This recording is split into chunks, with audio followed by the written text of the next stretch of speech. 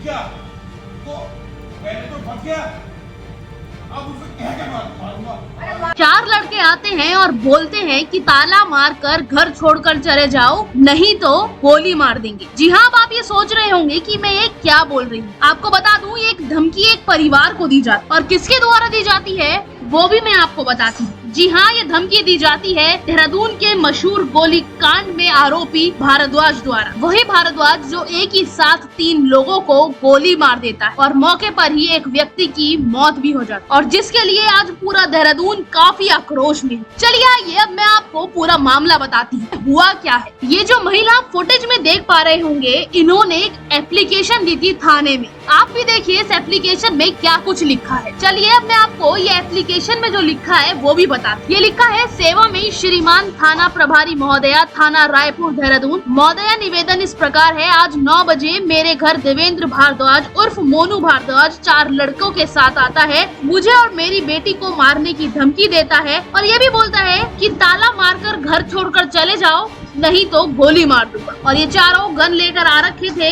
इन्हें सबको थाने में बुलाया जाए, अगर मेरे बच्चों को या पति को कुछ भी हुआ तो जिम्मेदार ये होंगे। इन्होंने 6 महीने पहले आकर मारा पीटा और मारने की धमकी दी, तब वो अभी नहीं आ रहे हैं। जो भी बात है थाने में आकर फैसला करें, अगर पैसा भी ले रखा है तो सबूत दिखाएं और घर पर आकर धमकी देने की जरूरत क्या है। तो अब आप ये सब सुनकर और पढ़कर समझ ही गए होंगे कि आखिर मामला क्या है। भारद्वाज आता है, परिवार को जान से मारने की धमकी देता है, बेखौफ खुलेआम घूमता है और फिर वही ये गोली कांड जैसा बड़ा अंजाम दे देता है। आप फुटेज में देख पा रहे होंगे, ये तस्वीर पहले की नहीं बल्कि इसी साल 22 मार्च 2024 की तस्वीर है, यानी इस गोली कांड से 4 महीने पहले की तस्वीर। आपको कल भी एक खबर दिखाई थी जिसमें ये भारद्वाज हिस्ट्री शीटर जितेंद्र रावत को पीटता है और अवैध रूप से दुकान को कब्जाने की कोशिश करता है और फिर उसके बाद भिड़ंत हो जाती है। और आज फिर एक वीडियो और सामने आती है जहाँ पर ये धमकी देता है, वो भी जान से मारने। तो आप समझ रहे हैं कि इसके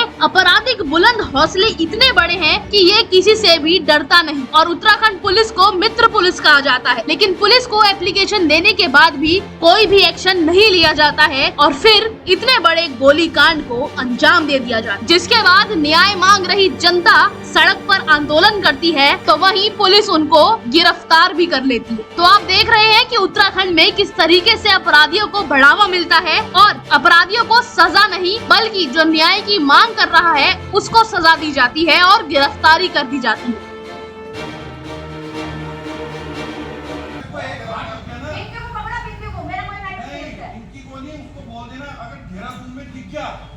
तो पहले तो भग गया, अब उसे कह के मारूंगा। अरे मार दो मुझे, धक्का मारना है।